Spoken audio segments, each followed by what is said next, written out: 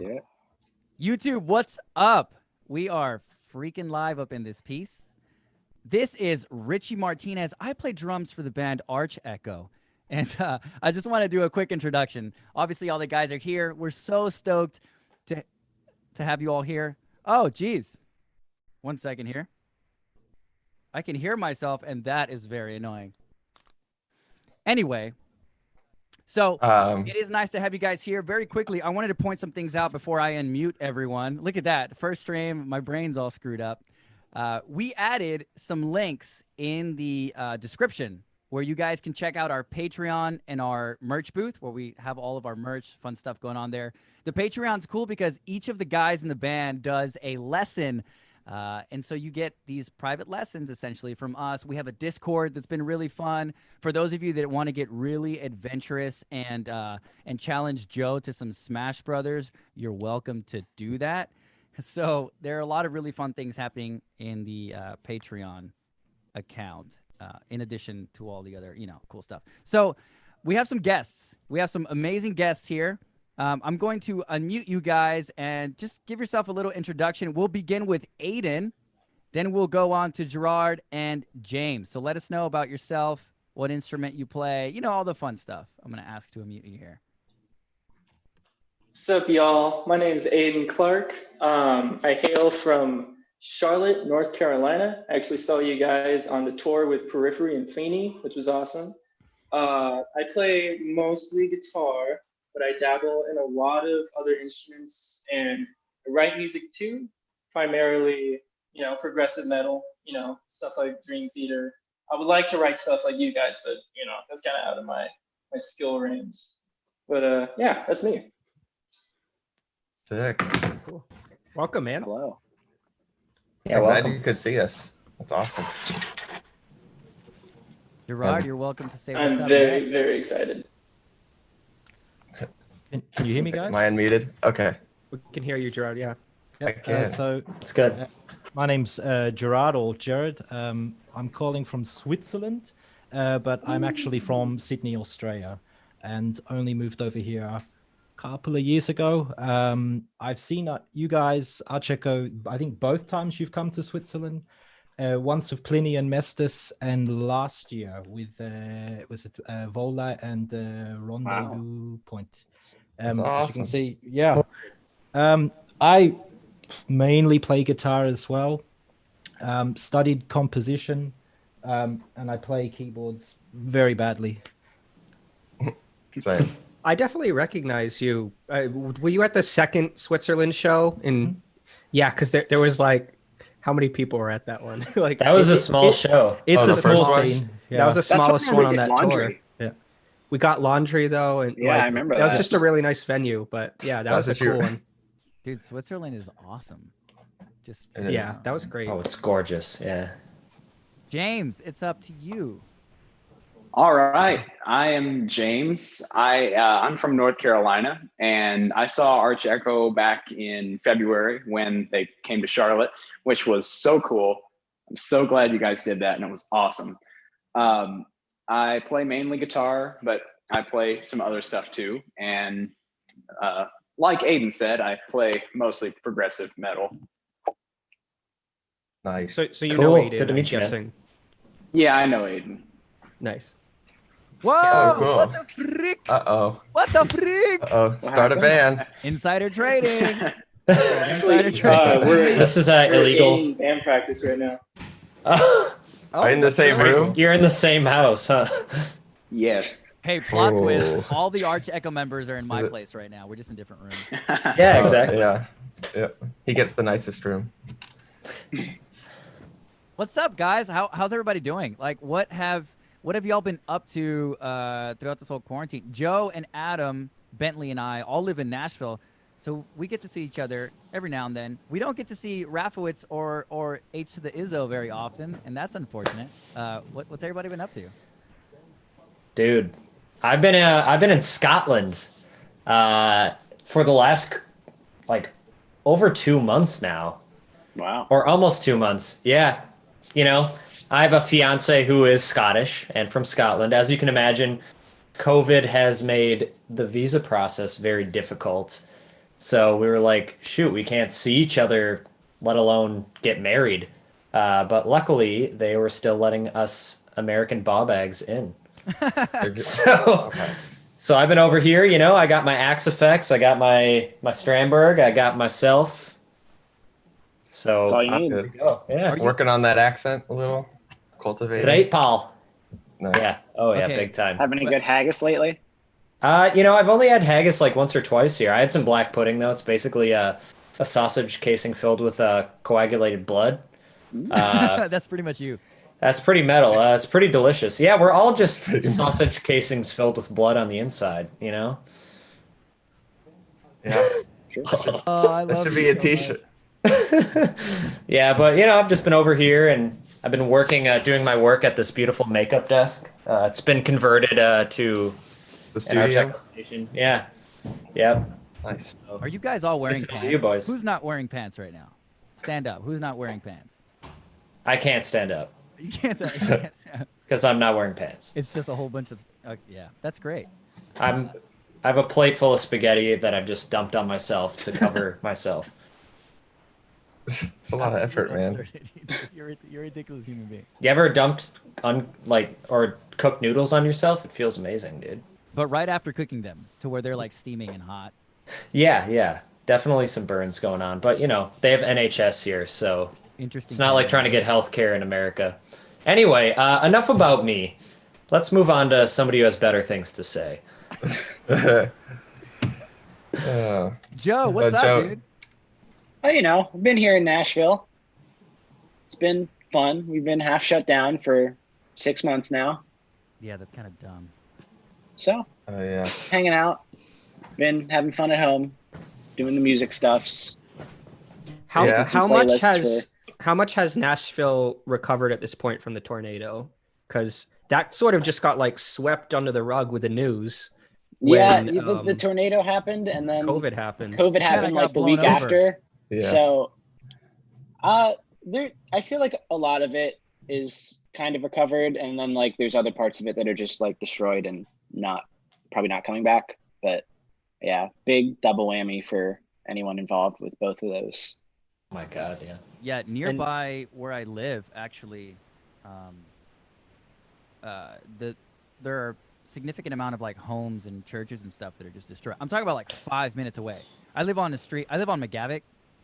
McGavick's a street over here in Nashville, and like that's where the tornado kind of touched down. We're very fortunate that it skipped over my actual street, but I could drive 5 minutes and see the destruction. It's pretty crazy. It's also sad because not only was that very destructive, but then COVID hit, and a lot of these companies that were hoping to eventually reopen to be able to pay for all those damages couldn't reopen. Did it not Yeah. go? Did it not go like in front of your door, Joe? It might as well have. It was very much like a street or two away, like very close. Like if Man. Chick-fil-A is 5 minutes from me, and on my way to Chick-fil-A, I drive right past where the tornado went through. So All roads lead to Chick-fil-A. they do, yeah. Chick-fil-A is your substitute for miles. It's 5 Chick-fil-A's. Yeah. It's like 182 chicken sandwiches. No, that's crazy. Hey, Tornadoes freaked me out. Gerard, I have a question for Gerard. So European, what is the like? Everyone has their fast food like favorite thing here, but do you guys even do you rank them as much as we do? Like we all have this crazy ranking for fast food, but do you guys have like a favorite? You think? I'm probably not the right person to ask, being Australian. I think Switzerland's very unique in the sense if it's Swiss, it's great. If it's not Swiss, no. And what we find is there's fast food. Yeah, you have McDonald's, but they have alternatives. For example, you won't find, say, KFC, but you may find it somewhere, but instead they'll have their own Swiss version, and yeah. Okay, so same question, Australia. Yes. Yeah, I'd say it's similar. We don't have as good fast food restaurants, I'd say, as in the US. There, I think you guys haven't. You're still yet to tour to Australia, yes? Or have any of you ever been? No. I don't I mean, think you any could- of us. Yeah, you might have to talk to someone like Pliny or maybe one of his band members. But there it seems to be more. I'd say more cafe culture, you know. Yeah, I mean, fast food's still big. I mean, we have more or less most of what you'd find in the US. It's just not as good. So, you know, take McDonald's, KFC. I don't think we have Chick-fil-A, unfortunately. Burger King, and make it maybe 10 times worse. Well, isn't like Burger King over there? I read some article that like what company is it that was like suing to get the Burger King name, and they finally won, but they had, yeah. That's correct. So Burger King is actually called Hungry Jack's in Australia because there already was an entity named Burger King somewhere, just a single restaurant somewhere. Yeah. Yeah. That's like a terrible trade. That's like an awful name.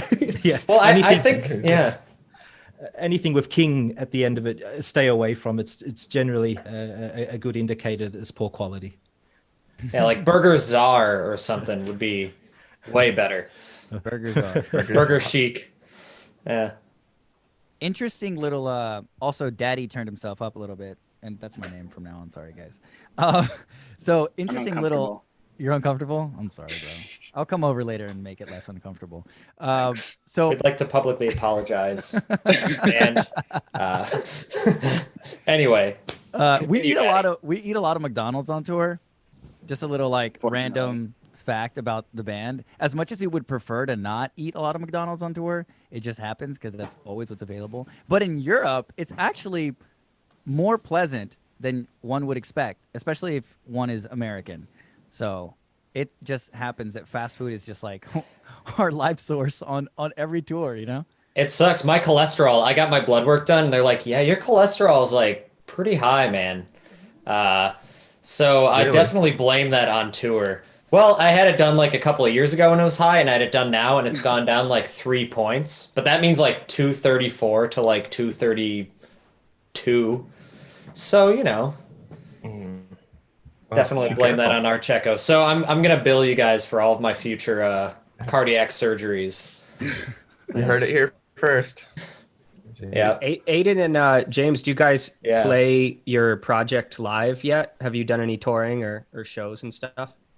Well, we don't really have our own band. We're part of a music school called School of Rock Cornelius in Cornelius, North Carolina. School of Rock. I've heard of those, yeah.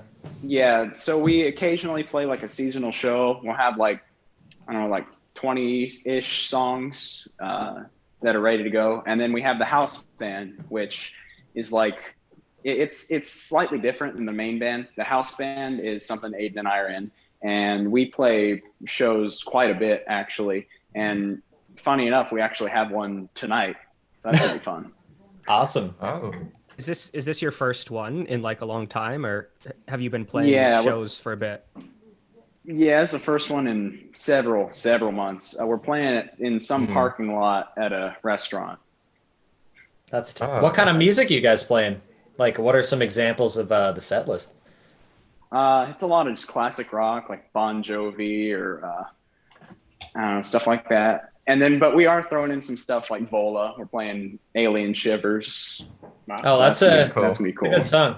I miss listening to Vola like every night on tour. That was enjoyable. I was just gonna say that we've done some tours and we've heard some set lists. Theirs I kind of never got tired of. It was like just fun every night. Yeah. I legitimately just nice. Those guys like sounds way better live. It sounds amazing live. Yeah. It does sound really good live. Those guys know how to throw down, and they're cool dudes too. Super nice crew. Rendezvous Point as well. The other band we were with. That was just a fun tour. Our first ever bus tour. Getting used to that bunk life. Snuggling my Strandberg, just like every night. Both of them. It is not a lie. I mean, gotta make room. Question for you guys on here. What have you guys been doing as far as like your music is concerned with Aiden, James, and Gerard? Or what have you guys been doing to further push like maybe your online presence, or because in today's world streaming is extremely important, and streaming services and online presence and stuff like that for individual musicians and also as bands is a really big detail to cover. That's something that we've been focusing on recently. Have you guys like kind of jumped into that world as individuals or as a band? And how are you preparing for 2021 for the possibility of tours returning or anything like that? Well, I personally haven't really dipped my toes into streaming, but School of Rock actually streamed their last seasonal show live. We played it in a garage at the house here, and it wasn't great, but I think it was good for what we could do, which I think is important. When it comes to like how I've used quarantine, I think I've just been using it mostly to study music and like improve my writing, because like there's not really how much we can do anyways. You know what I mean? Yeah, it's very true. Yeah, Gerard, what it's about good yourself? use. Yeah, I mean, I'm not myself. I'm not so much streaming, or not as of yet, or not since moving to Switzerland. But we have similar issues here in Europe. Is that whilst the situation's improving, no one's able to tour. You may be able to go do a small show across the border in Germany or France, but it's hard enough with again. I'm into progressive music as well, and instrumental music. As you guys would have noticed in Switzerland, it's a very small crowd. It's still a small scene here. So I suppose, yeah, for me or for other guys, I'm involved in, it's about figuring out first where your fan base lies. I would assume for all of us here, we're all musicians, a lot of technical musicians as well. There, I think the community is pretty good. I've seen guys, release EPs. I mean, you guys are a great example. You formed in 2017, and already you've done some tours. You're releasing your third release. You would have to agree. It's there that the niche community or instrumental prog community is tight. But obviously, getting beyond that or trying to push that. I mean, Facebook, Instagram, the algorithms are good. I have discovered myself new artists as well just by scrolling. Maybe something comes up as an advertisement.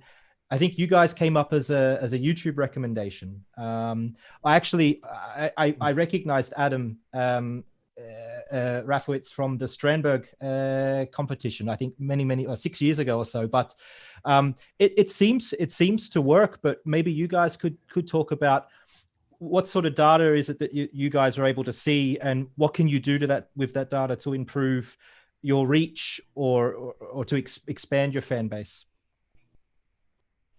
That's a good question. Geez. I don't have a very good answer for that as far as like making the reach larger, but obviously the metrics like Spotify, monthly listeners, YouTube subscriptions, and YouTube traffic in general, I think are probably the biggest ones. I'm seeing stuff kind of fall by the wayside more and more, like CD sales, even like Facebook. It's almost like things like people used to care about like 10 years ago or 5 years ago, like how many Facebook fans do we have, and like or even Instagram followers. It's more just like what's the ratio of like how much traffic we see versus like, or how much fans we have, subscribers we have versus how many fans we see engaging and reaching out, that type of thing. I mean, I could speak to that on like when we were, we were, this is sort of like a business thing, but we were like trying to get on a tour recently. And this was just some random tour we were trying to get on. And we were trying to like, you always are trying to negotiate your price of like what can be our guarantee, which is how much you get paid per show. And in the US, for us, it's usually like the same every show on a tour. So you want that number to be something that makes sense to pay for at least most of the expenses. And as we were trying to negotiate it, the only thing they wanted was our Spotify numbers. Like they didn't ask how many like CD sales we had. They didn't ask like any of that stuff. They just said, what is your monthly Spotify listens? So that that digital footprint is getting very important, and it's definitely nurtured by consistency, which is something that we at times have been great at, and at times we've been lacking. And I think our goals for the future right now are to keep the online footprint extremely consistent. Yeah, I think. Oh, I'm sorry. Go ahead, Gerard. No, I find that interesting because if I'm not mistaken, Spotify, it's funny because it holds quite a lot of importance, if not the most, but probably gives you the least amount of money back, which is kind of ironic. So I can see now that obviously you want to have a big footprint, digital footprint with Spotify, and whatever else. I mean, just so you know, I mean, I at least buy my or not hard copies, but digital copies of your music, because I'm probably a bit more old school. But then what would you guys then push so to sort of more so on the revenue side on tour? Like, obviously, yes, I mean, buy merch, everybody. This is really important, especially now. But maybe just for also the other guys on the call who hopefully, you know, one day get to tour in the not too distant future, maybe some how it is and some sort of tips for other aspiring musicians and up and coming bands. Yeah. Well, that's a really important topic in general. I think what's interesting about Spotify is that Spotify has done a really good job at using the whole, hey man, we can pay you an exposure thing as their payout for artists. Now, we understand that we live in an era where streaming, it is what it is. It's not going away. We have seen an uptick in the music industry with sales of like LPs and vinyls. But streaming services, they totally rule. They are kings. And unless because the numbers are all public, you can go see how much Spotify and these other streaming services, not just them, pay. I mean, actually, there are plenty of services that don't pay artists well. But what you're getting out of the streaming is exactly what Joey mentioned, which is something that we've experienced, is when you're looking to build up yourself as a band or as an artist, it's really important to make sure that you have content on streaming, not because it's going to pay you, but because it's going to give you analytics for numbers to be able to tell another band that you want to tour with, hey, look, these are our numbers. These are analytics. This is how many streams we have, how many fans we have, how many listeners we get. And it's absolutely crucial. So you mentioned that very briefly, but that's the first point that I think is important, that so many bands think that, especially with social media, it's so easy to reach out to your favorite guitarist or your favorite band or whatever and be like, hey, let's work together. And in the business side of things, it doesn't work that way, right? You have to find artists that match well. Obviously, if you're looking to jump on a bill, well, you have to have some kind of streaming that happens. And if not, you can DIY a tour. You know, always start on your own if you feel like no one's getting you on tours, and make sure that you do have numbers to back, because it's not just like I'll scratch your back and then nobody scratches my back type thing, because in the music realm, you need those streaming numbers. And then on tour, this is especially important for anyone that's doing DIY touring like we have. Make sure that you obviously have merchandise, even if it's not an extensive catalog. You don't have to have 5 different t-shirts and mugs and all that stuff at first, because it can be overwhelming. But I think we would all agree in the band that selling merch is extremely important for the bands that you love hearing to continue to make that music, continue to make those tours work. There are a lot of instances where maybe the bands that you're watching on tour are up and coming and they're not getting a guarantee that helps pay for everything. And so the merchandise is quite literally what's going to help them be able to decide whether they can continue this or whether they can no longer continue. So a couple of thoughts. Obviously, this is something we could discuss for ages, but I think it's very crucial because there are plenty of people on here that are musicians and probably have bands and things like that. So streaming services are important. Make sure that whenever you are contacting other bands, that you're doing so with a good amount of analytics to support you, so that it doesn't just look like, pick me, hopefully, please, right? And it helps you to pursue yourself and promote yourself in a more effective manner, I think.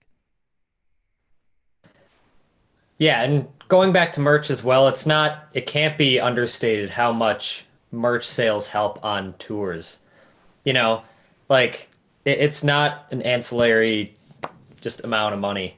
But you know, that's as well as the amount of streams and stuff you have, that's an indicator of how many people you're going to have to come to your show, which is, even if you have so much of a guarantee, you're not going to make enough money if you don't sell a ton of merch. Like, you have to at least make your guarantee or more in merch. That being said, Joe, how much do you budget? How much do you budget for merch when we go out on a tour? Yeah, You got to unmute yourself. Man, next to nothing, because you never know what's going to happen. And like, even if we have a day where we're like hitting it big time at the merch stand and we're just getting schmammered by everyone coming in buying our merch, you would be amazed how quickly that money that we take in just evaporates in a gas tank to go to the next city. So, you know, that stuff is big. It helps out a lot. And those days where the merch isn't really there, that hurts us all pretty deeply inside. Yeah, so we budget for almost no merch sales on a tour just to make sure that we don't, like, you see bands sometimes get halfway through and like lay off their crew and drive the whole rig home because they just didn't make enough on merch. And so all of a sudden the tour is just not possible. So I don't think it's super smart to take on a tour where, like, if you have your lower projections of merch sales, that you can still at least get by on the guarantees or like savings from streaming income and album sales to get through. What did I end up budgeting for the Periphery tour? Was it like $0? $50 a night? Was it literally $0? I think it was I think on the Europe tour you did $0. It was $0. I thought it was 100. On the Periphery tour is 100. laughably low. Adam's right. Joe is It's like we can maybe sell 4 t-shirts. Joe is refreshingly pessimistic. You need a pessimist and an optimist in the band to like. Joe, I think we discussed that like a long out. time ago, how important it was to make sure that we like plan for nothing. Because you have to plan for nothing. Well, we learned the hard way, I think, because we did our first tour and we didn't know what was going to happen. And we like surprisingly sold some shirts. We were like, cool. Yeah. So then we went to Europe for the first Pliny tour and we like didn't sell anything. And we all wanted to cry.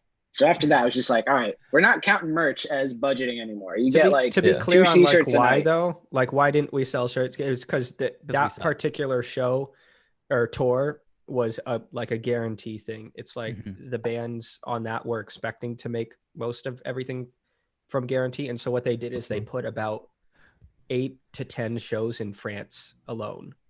So it was like a couple big markets in France, and then like 10 tiny markets in France. And so just crazy. It was just also, not like a big, and France apparently just doesn't buy much merch, which we now have seen twice. Hey, so I France, think it is a thing. You're beautiful and we love you. Just buy it's like a problem. Buy one shirt. No, that's a problem. It's just the reality. Like different countries respond better. For instance, like Denmark, like amazing. And then like UK sort of in between France and we're ranking Denmark. countries. Then, oh no. You know, just Netherlands, you know, all stoned, love buying merch. Oh, guys, I told one of the fans on Instagram, I believe, oh my gosh, I said that I would talk about our Rotterdam story. I said that we'd bring up tour stories, and because he's from Rotterdam, so we have to let everybody know some tour. So guys, okay, so to let you know, you have moments on tour that are just absolute disasters when it comes to like looking for Airbnb or trying to sleep. Under the Astray. I got to tell the story as well about Adam and I trying to navigate with that Sprinter in Manchester. Absolutely. So I almost died. To start us off on this, I would like to hear Joe introduce the Rotterdam story, please. Oh man, wow. So, all right. So right before this, things were actually going pretty well, right? We drove about 8 hours from France to Rotterdam, or was it England to Rotterdam or something? It was like a long drive of France. It was like bottom of France. Yeah. We made a very long trek up there, and we were meeting Adam Rafowitz's family. They were up in Amsterdam. We had some amazing dinner at an Italian place up there. Got to see some of the canals. You know, we're all having a good time. Joey and MC are on their honeymoon. They're like, this is awesome. So the night's ending. We're all in Amsterdam. And me, Adam, Bentley, and Richie have an Airbnb reserved in Rotterdam, about an hour south.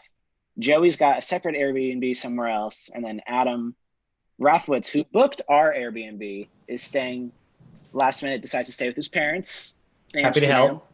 Yeah, happy to help. Where did he stay though? Joe? Tell everyone where he stayed. Very nice. I can only imagine it was like the nicest hotel that money could find. It was just luxury. A mattress made of Stroppin waffles. Yeah. So, you know, we drive for a while. It probably takes us about 2 hours to actually, for the three of us to get near where our Airbnb is. and it's just sort of like it's like a trailer park something, or almost like there was wasn't like much a- light. There wasn't like labeled streets. The GPS didn't work. There wasn't much cell service, and there was just an address for this Airbnb that just kind of didn't exist. So at this point, I think it was 2 or 3 a.m. and I've had it. So there's a bench in the van that we have, and I just put a pillow down and I go to sleep. I'm like, I'm sick of this. I'm not waiting anymore. And so Joe taps out, and that's where Joe's experience ends. And then the story begins. So Adam Bentley and myself, bro, it's like we walked into Silent Hills. I don't know, Silent Hill video game. So we're now looking for, like, when you rent an Airbnb, there is a key that you have to typically put a code in for the lockbox to open. You get the key, right? And it's typically quite straightforward. You know, it's hidden under the mat. That's under the mat, under the mat. That's more than enough. And Adam and I are walking in the darkness because it's this interesting little neighborhood. There are like no lights, and it's pitch black, and it's like 1 a.m. like Joe mentioned. It's pretty late, and we're trying to find this specific little Airbnb. And Adam, how long did it take? Like 2 hours walk? Probably like 2 hours. Just to find it. We eventually found a map. It was like a scary video game because there was no lights, and we eventually stumbled upon this map that's like looks like a park map, and there's no roads. It just says it's like houses, and they're all called like 13, 14, 15. And well, eventually when we found it, there was no way a car couldn't come like a football field to it, like distance from it. So we had to eventually walk around and find it in the pitch black. We had our like phone lights, and it was very scary. They're like little hobbit cottages. They weren't like actual houses either. It was but at least the inside of the place was like super nice. That's the nice thing. Yeah. So eventually we find the place, and then it took another 30 or 40 minutes to get the lockbox to open so that the key could be found. And in the message, it said under the astray. And I honestly had no idea what that was. I didn't know how to figure that out. We found out, got the lockbox open, got the key, opened the door, and the place was beautiful. It was covered in spiders. It was small in this room. That you guys love spiders and critters, though. Dude, we've had so many spiders. Oh, they're my friends. So, well, what was it? Astray, Manchester, Nottingham? Yeah. That was horrible. Manchester was the spider house too. What'd you say, Joe? The astray was an ashtray that was supposed to just be on this table, but at some point had blown off the table and was just like sitting in like these overgrown weeds that were growing around this property.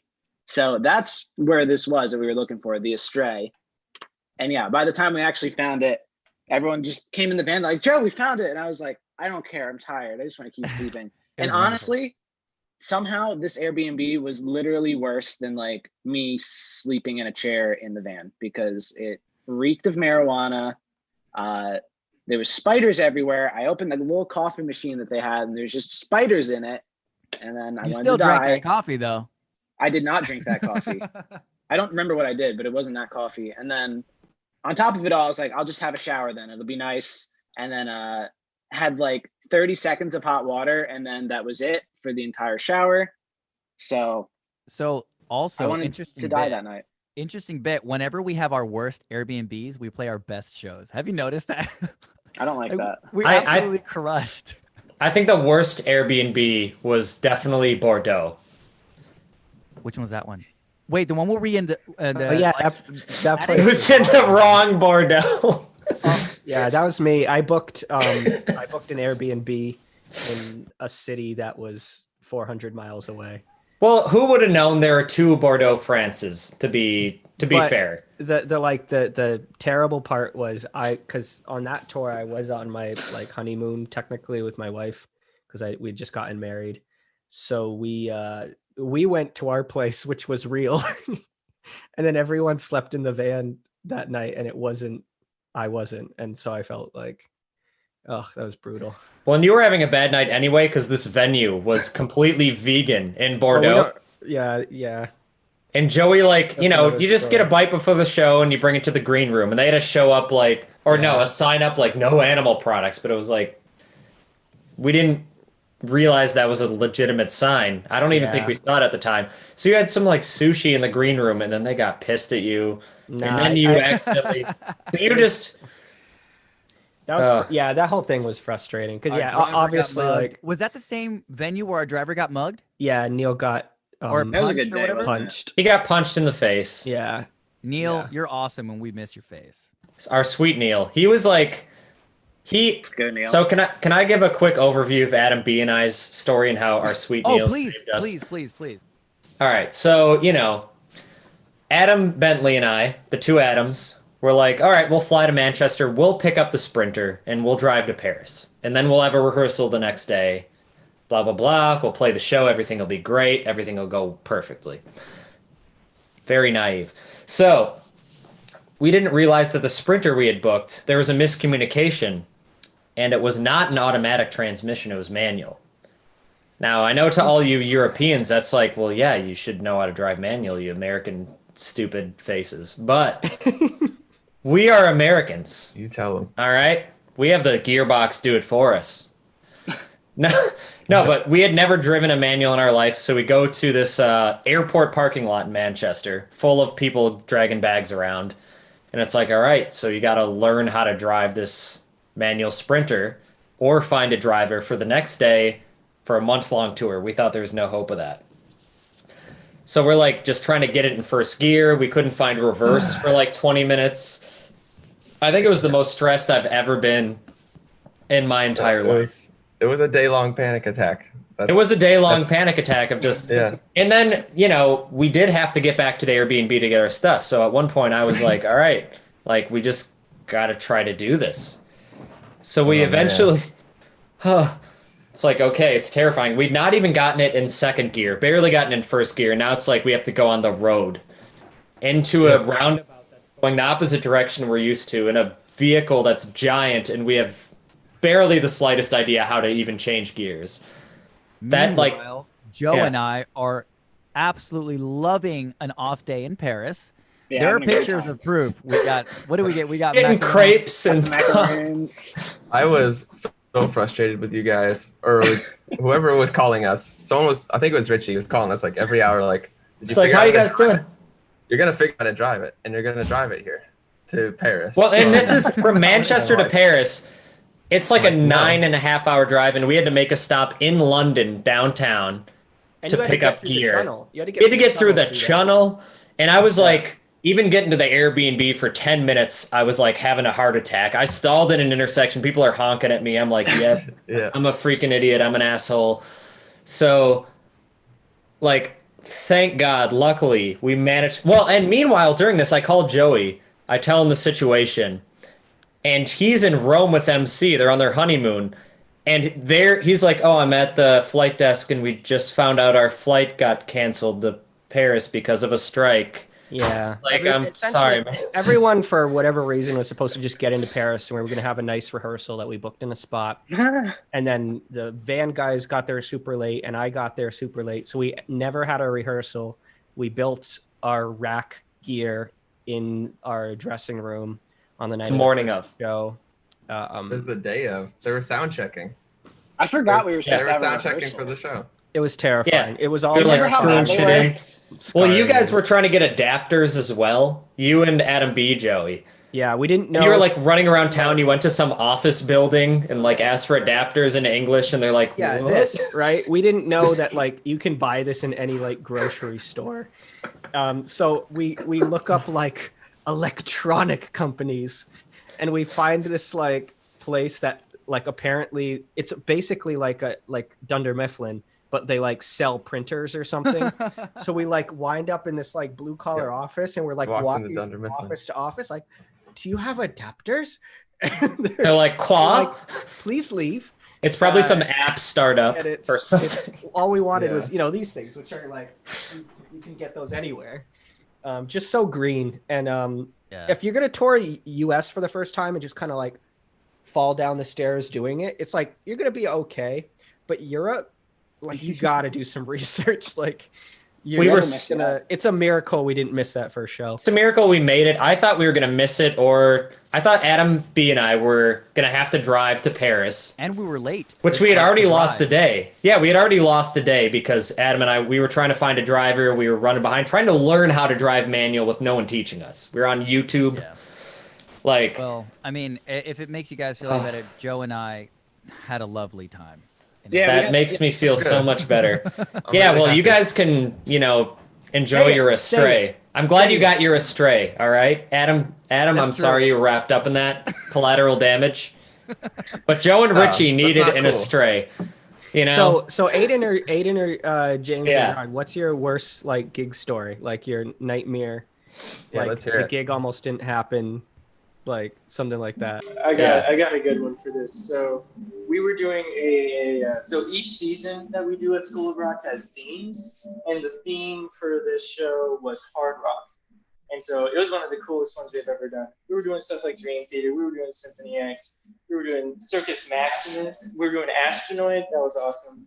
And so I want to send me videos of all this stuff after you're done, because I can totally crazy stuff. Yeah. Please do. Totally do that. Yeah, we always try to throw in our band director is super into prog. So with each season, we'll have stuff like Jimi Hendrix, and then we'll have stuff like Dream Theater.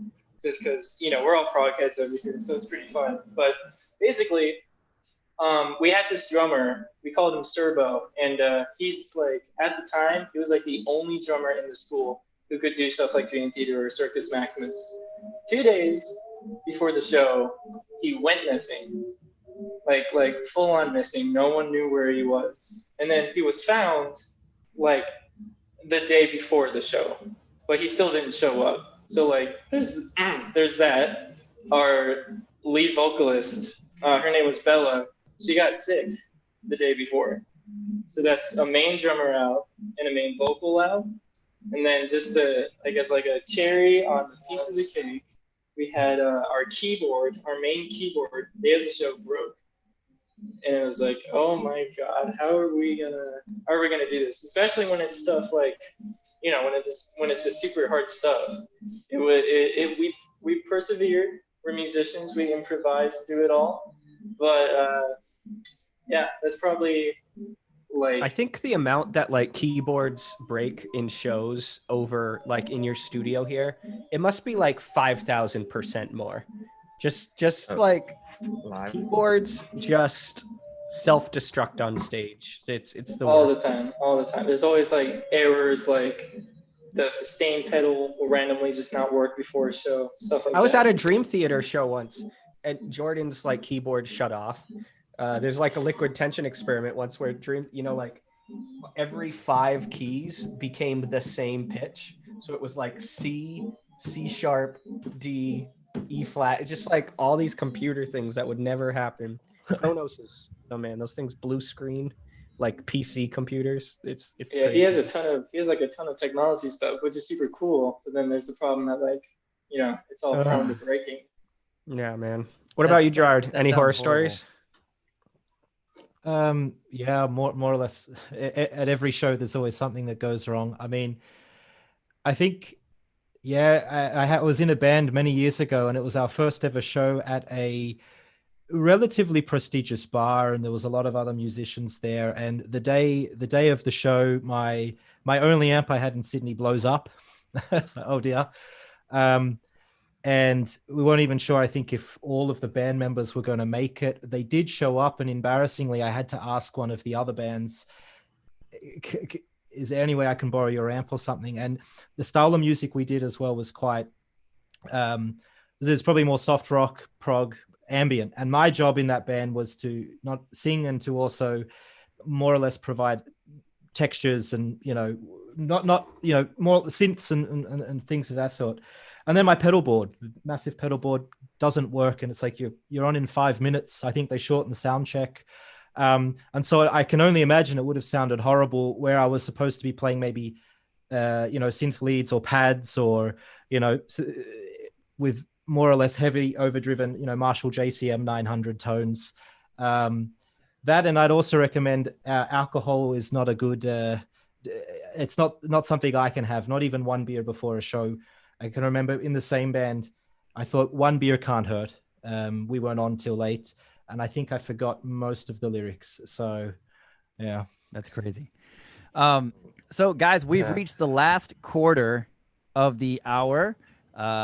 So this is about the time where we have plenty of questions in the chat, and I don't know how likely it is that we'll be able to actually stream for longer than an hour. It depends on everyone, but we do plan on ending within 15 minutes. So I'd love to take this as an opportunity to go over some of the questions here and kind of discuss the release of the new EP.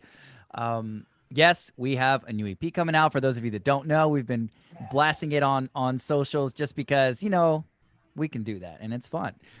We do have a little teaser for you to listen to towards the end of it all. So, yeah, feel free to open your ear holes a little more for that specific thing. Oh, we do? As far as yeah, we do. Yeah, Joe hooked it up, dude. Joe hooked it up. Joey's going to play it, and it's pretty phantasmical.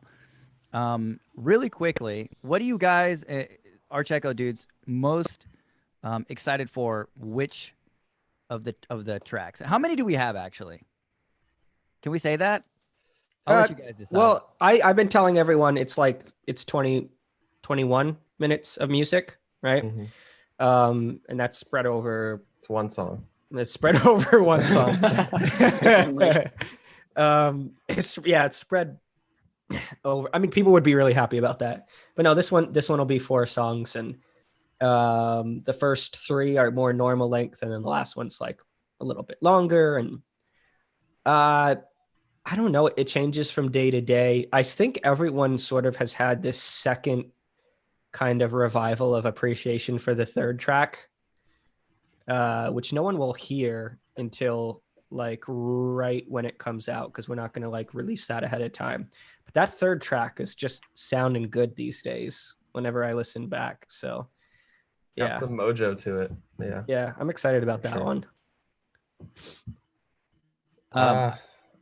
Yeah, go ahead, Richie. No, I was just gonna mention. Maybe Adam, you can speak on this, because if you guys don't know, Adam mixes everything, and that's why everything sounds good. Because we're terrible at performing our instruments, and then Adam comes in and fixes everybody and makes it sound good. Yeah. And it's true. All of us. It's true. It just sound like you can play. I just sent him one MIDI file, and then he like finds all the patches. He just figures it out. It's a puzzle. Send me Guitar Pro file. Yeah. Sorry.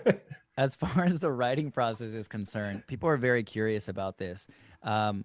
You know, people like to ask if we, like, for example, here, Julian asks, can you guys talk about whether you consciously blend your individual influences into your parts when you write, or if you try to develop your own sounds for the band?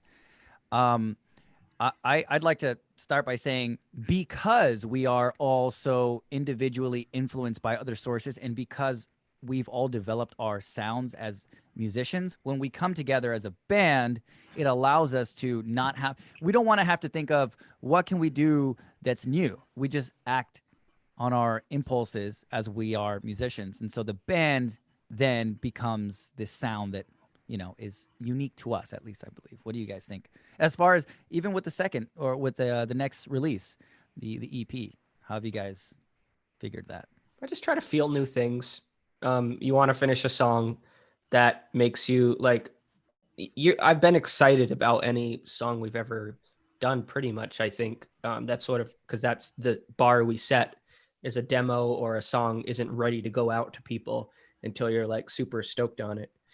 But on this one, I just wanted to see if, like, after 16 songs and however many minutes of music that is, that we could make some more content that just is like, oh, this sounds like us in a way, but it's either some emotions said, I think, in a more concise and better way than we've been able to get to before, whether it be through better songwriting and arranging, or through better production, or, you know, the mixing, I think, on this one is our best mix yet of the 3. So yeah, you just want to feel like something new, like Prague has, like, you guys are all Prague fans, so like Prague makes you feel that, like, it brings you to a place that can't be described except by watching or playing that music. And just want to keep capturing that as much as I can.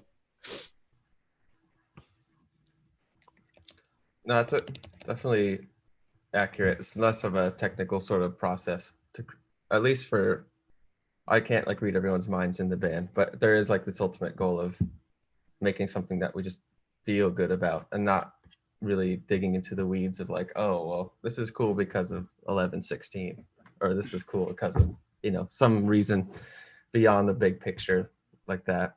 I mean, listening back to these songs right now, it is very much this like immersive sort of experience that makes you just feel feelings, just to be as general as possible. And that's just always seems to be the goal. And the writing styles, yeah, I mean, Richie already said it. I think that's what makes the result so fun, even like for me to listen to our stuff, because it feels like there's all these different ideas like melding together, as opposed to if I wrote something entirely myself, I kind of get sick of it pretty quickly because it's just coming from one brain. But yeah, it's just kind of my 2 cents. Yeah, I think it's funny. I did a lesson before this earlier today, and my student asked me to go over the intro of immediate results, and he was like, "So I interpreted it as 13/8 with quintuplets going over the 13/8." And it was really interesting because it's in 4/4, right? And I explained to him it's in 4/4. But he was like, the bass pattern, because he was listening to you, Joe. He was listening to you to try to figure out the pulse of everything. And the trick. Right, the trick. Listen to Joe, because Joe knows what's going on. And I told him, Oh, no, what I'm playing is a trick. Oh yeah, it is a trick. It's MIDI. Every 5/16 MIDI notes, it's accented. Yeah.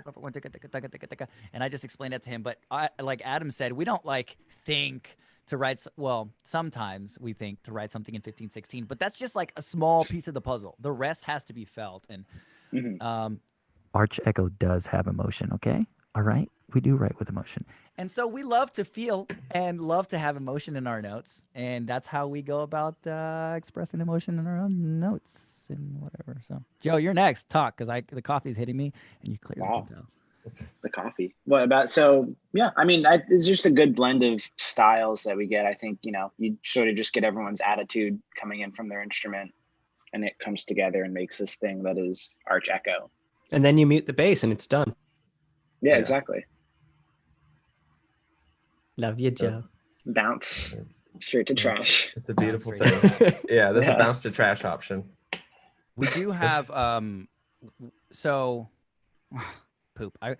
Can we say when anything releases, like any videos or any what do you guys I can speak to all that. So yeah, boom. Yeah, so within mute Joey. Within the next couple of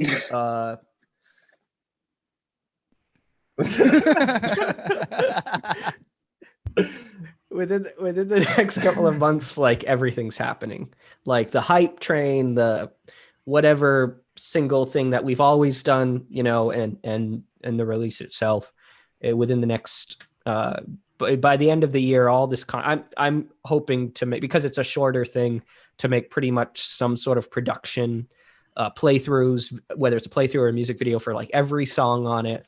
And like between now and the end of the year, like all of that's happening. So that's kind of the umbrella thing. But the first piece of that happening is pretty soon. It's really not far away. So yeah, that's pretty exciting. Yeah. So the current track list, as far as the names are concerned. So first we have, and second we have. I'm just kidding. I can't say that. I wish I could. Oh my god. It's Keen, song 4. Roar. And Pango. Those are all the demo Those are the demo names. Yeah. So anyway. Do you want me to do the teaser reel, Richie? Yeah, I would love for. I was actually just gonna bring it. You were teaser look reel. At that. Look at that. Go for it. Go for it. I can podcast too. Today we have I will play today on the podcast. Let me share the screen. Giving us with the hand on the face, like he is a tired boy. Yeah. You see that? Whoa. That's our album. That's play the whole thing, dude. I dare you. I bet you won't. I bet you won't play the whole thing. Okay, dude. I'll play this. So here's it's 2 minutes. The teaser reel for our new EP coming out soon. If you made it this far, you get to listen to this. And thanks for being here. Real quick, everybody, we don't necessarily know how loud this will be, so make sure you're not at 100% so you don't die. Okay. I mean, we tested it before, right? Yes. Okay, here we go. Enjoy. Pressure.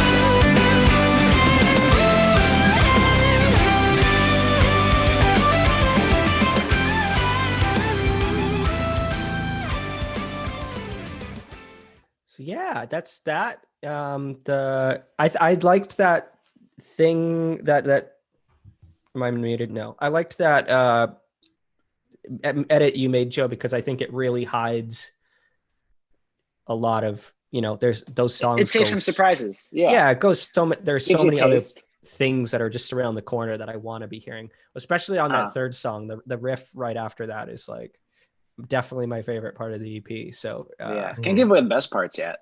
no, yeah, You gotta Dude, tune that in. That was like a mono hyper compressed. yeah. So it hides it even more. Yeah, The bass is popping though. The bass, The yeah, bass it's is a bass popping. and drums mix. Dude, that group, that oh, Yeah. I'm so excited. Good job, Word. Joe. You should be a DJ, Thanks, bro. Joe. DJ Josh. Okay. Yeah, with the mix. What's up? Let's see if there are any other. Oh, really quickly, if you guys do have, so Gerard, you asked a good question there. The other two of you guys, we can pick one. If you guys have a question that you prepared, we'd love to hear it. Hopefully, we can give you a nice little answer here, pretty quickly. Yeah, so I So played the where keys. did the name Arch Echo come from?